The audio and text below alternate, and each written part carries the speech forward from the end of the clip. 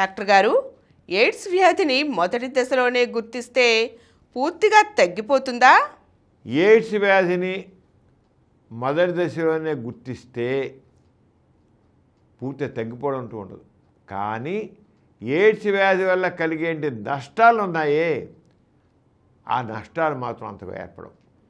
AIDS వ్యాధి రావడం పెరగడం వదిలిపెడితే మందులు పడకపోతే ఇమ్యూనిటీ డౌన్ అవుతుంది, రకరకాల వ్యాధులు వస్తాయి. ఎన్ని రకాల వ్యాధులు రావాలో అన్ని రకాల వ్యాధులు వస్తాయండి. ఎయిడ్స్ వ్యాధిని మనం నిర్లక్ష్యం చేస్తే, మందులు వాడకపోతే, సరిగ్గా మందులు వాడకపోతే, పడవలసిన రీతిలో మందులు పడకపోతే ఎయిడ్స్ వ్యాధిలో రకరకాల కాంప్లికేషన్లు వస్తాయి. ఈ వ్యాధి ఆ వ్యాధి అని కాదండి, రోగ నిరోధి తగ్గడం వల్ల ఏ వ్యాధి నకసిక పర్యంతం ఏ జబ్బైనా రావచ్చు. బ్రెయిన్కి సంబంధించి రావచ్చు, కళ్ళకి సంబంధించి రావచ్చు, ముక్కు సంబంధించి రావచ్చు, గొంతు సంబంధించి రావచ్చు, ఊపిరితిత్తులకు రావచ్చు, లింఫ్ నోడ్ సంబంధించి రావచ్చు, లివర్ సంబంధించి రావచ్చు, మూత్రపిండాల సంబంధించి రావచ్చు, పేగులకు సంబంధించి రావచ్చు.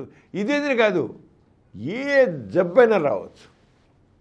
రోగం తగ్గాక ఇన్ఫెక్షన్, రకరకాల ఇన్ఫెక్షన్లు, అది బ్యాక్టీరియల్ ఇన్ఫెక్షన్ కావచ్చు, వైరల్ ఇన్ఫెక్షన్ కావచ్చు, ఫంగల్ ఇన్ఫెక్షన్ కావచ్చు, రకరకాల ఇన్ఫెక్షన్లు ఏవైనా రావచ్చు.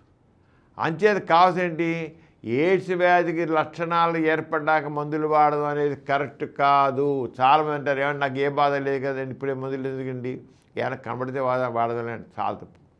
ఎయిడ్స్ వ్యాధిని ఎంత ఎర్లీగా గుర్తిస్తే ఆ వ్యాధి రావడానికి వస్తుంది. ఎవరికి వస్తుందంటే జబ్బు, ఆ జబ్బు నాళ్ళతో సెక్స్లో పాల్గొంటే వస్తుంది. ఆ జబ్బు నాళ్ళ సెక్స్ ఎక్కువ మందికి 190 మందికి 98 మందికి వచ్చే వాళ్ళతో సెక్స్లో పాల్గొంది. లేతే ఆ జబ్బుని వాడు రక్తాన్ని పరీక్ష చేయకుండా ఎక్కించుకుంటే వస్తుంది. లేదా ఆ జబ్బుని వాడికి ఇంజక్షన్ చేసి అదే ఇంజక్షన్ సూదితో నరానికి చేయించుకుంటే, కండకి చేయించుకుంటే రాదు, కానీ నరానికి ఇంజక్షన్ చేయించుకుంటే వస్తుంది. ఒక ఎయిడ్స్లోకి ఇంజక్షన్ చేసి వెంటనే అదే సూదితో వెంటనే మళ్ళీ ఇంజక్షన్ చేయించుకుంటే రెండో వాడు హెల్దీ పర్సన్స్ వాడికి వస్తుంది. లేకపోతే తల్లికి ఉంటే తల్లి నుంచి బిడ్డకు వస్తుంది. అయితే ఈ రోజుల్లో ఈ రంగం రావడం అసలు ఉండట్లేదు. తెలియకుండా ఎవడన్నా అసలు ఎయిడ్స్ నాకేంట్లే, నాకెందుకు వస్తుందే అని ఊరుకుంటే అలాంటి వాడికి వాడి వల్ల ఇంకోటి రాసు. కానీ ఈ రోజుల్లో చాలా వరకు ఆ రంగం రావడం తగ్గిపోయింది.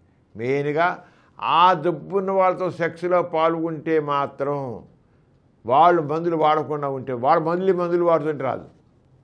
ఎయిడ్స్ వ్యాధి వచ్చేది గుర్తించి వాళ్ళు మందులు వాడుతుంటే, ఏఆర్టీ మందులు వాడుతుంటే ఆ 3 నెలల్లోనో 6 నెలల్లోనో ఇన్ఫెక్టివిటీ అంటే రెండు వాళ్ళకి వ్యాధిని కలిగించే శక్తులు ఎక్కడ పోతాయి. వాళ్ళు ఎయిడ్స్ వ్యాధి ఉండొచ్చు, ఉన్నవాళ్ళు కరెక్ట్గా మందులు వాడుతూ అన్డిటెక్టబుల్ లెవెల్లో ఒక వైరస్ని తీసుకెళ్ళిపోతే, అన్డిటెక్టబుల్ కనబడకుండా రక్త పరీక్ష చేస్తే దాంట్లో వైరస్ కనబడదు. ఆ స్థితి ఉంటే అలాంటప్పుడు వాళ్ళతో సంభోగం చేసిన రెండు వాడు ఎయిడ్స్ వ్యాధి రాదు. అంచేత ఎయిడ్స్ వ్యాధి రోగైన వాళ్ళు గుర్తిస్తే ముందే గుర్తించి మందులు పడితే ఇక జబ్బు తగ్గిపోవడం ఉండదు. శరీరంలో ఉంటుంది. మందు పట్టు వదిలేసినా సరే మళ్ళీ విజృంభిస్తుంది. మందు వాడుతున్న తగ్గ పూర్తిగా అన్డిటెక్టబుల్ లెవెల్లోకి వెళ్ళిపోతున్న వ్యాధికి బాగుంటాయి. అన్డిటెక్టబుల్ లెవెల్ అంటే కనబడకుండా పోతాయి. కనబడకు పోయే కదా మనం హ్యాపీగా ఉన్నాను కదా. మీరు టెస్ట్ చేయించుకోకపోతే 6 నెలలకు సంవత్సరానికి మళ్ళీ టెస్ట్ చేయించుకోతే ఈ మందు పనిచేయడం మానేసానంటే మళ్ళీ వ్యాధి పుంజుకుంటుంది, వైరస్. అందుకనే ప్రతి 6 నెలలకు కానీ సంవత్సరానికి కానీ తప్పనిసరిగా డాక్టర్ సలహా మీద డాక్టర్ చేయించుకొని 3 నెలలు చేయించుకోవాలి, 6 నెలలు చేయించుకోవాలి, లేదా సంవత్సరం డాక్టర్ ఇలా చెబితే అలాగా టెస్ట్ జీవితాంతం చేయించుకుంటూ ఉండాల్సిందేనండి. ఎందుకంటే మందు కొంతకాలం వాడిన తర్వాత ఆ వాడుతున్న మందులు పని చేయకుండా పేపర్స్ అప్పుడు ఇంకో రకం ఎయిడ్స్ మందులు ఇంకో రకం వాడాలి, ఇంకో రకం ఎయిడ్స్ మందులు వాడాలి. అంతేగాని నేను వాడుతాను కదా, 4 సంవత్సరాల నుంచి వాడుతాను కదా, 5 సంవత్సరాలు అయిపోయే ముందు వాడుతున్నాను కదా, ఇంక ఇదే వాడతాం, డాక్టర్కి వెళ్దామని కూరుకుంటే మాత్రం కొంప మురుగుతుంది. అది మా చెబుతున్నా. డాక్టర్ చూపించుకుంటూనే ఉండాలి. లేదా ఒక బీపీ పేషెంటు జీవితాంతం డాక్టర్ చూపించుకుంటుంటాడో, ఒక షుగర్ పేషెంట్ జీవితాంతం డాక్టర్ ఎలా చూపించుకుంటుంటాడో ఆ రకంగానే ఎయిడ్స్ వ్యాధి ఉన్నవాళ్ళు కూడా జీవితాంతం డాక్టర్కు చూపించుకుంటూ డాక్టర్ పరీక్షలు చేయించుకుంటూ ఉండాల్సిందే తప్ప నాకు ఏ బాధ లేదు, నేను బాగున్నాను, నాకేంటి అని ఊరుకుంటే మాత్రం తెలియకుండా లోపల వ్యాధి మళ్ళీ ముదిరిపోయే ప్రమాదం ఉంది, ప్రాణం మీదకి వస్తుంది.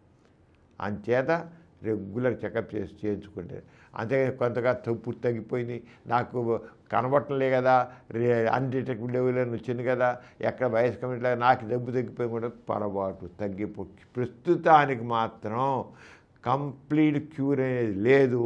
ఓన్లీ కంట్రోల్ ఆ కంట్రోల్లో ఉంచుకోవాలి. మామూలుగా అన్ని పనులు చేసుకోవచ్చు, అన్ని పనులు మామూలు చేసుకోవచ్చు, అందులో కలవచ్చు, అది చేయొచ్చు, పెళ్లి చేసుకోవచ్చు, పిల్లల కన్నా అన్ని ఆడవాళ్ళు కానీ మగవాళ్ళు కానీ అన్నీ మామూలుగా ఉండొచ్చు. ఒక షుగర్ పేషెంట్ ఎలా హాయిగా ఉంటున్నారో, ఒక బీపీ పేషెంట్ ఎలా హాయిగా ఉంటున్నాడో, ఆరోగ్యాన్ని ఏజ్ పేషెంట్లు కూడా వాళ్ళతో సమానంగానే వీళ్ళు కూడా అన్నీ చేసుకోవచ్చు. ఈ కార్యక్రమం మీకు ఎంతో నచ్చింది కదా. ఇటువంటి మరిన్ని వీడియోల కోసం అనతి కాలంలోనే 20 కోట్లకు పైగా వ్యూస్ సాధించిన సమరం ఛానల్ సమర్పించు డాక్టర్ సమరం ఛానల్కు సబ్స్క్రైబ్ చేయండి, లైక్ చేయండి, మీ ఫ్రెండ్స్కి షేర్ చేయండి. అలాగే ప్రక్కనున్న గంట సింబల్ని ప్రెస్ చేయడం మర్చిపోకండి.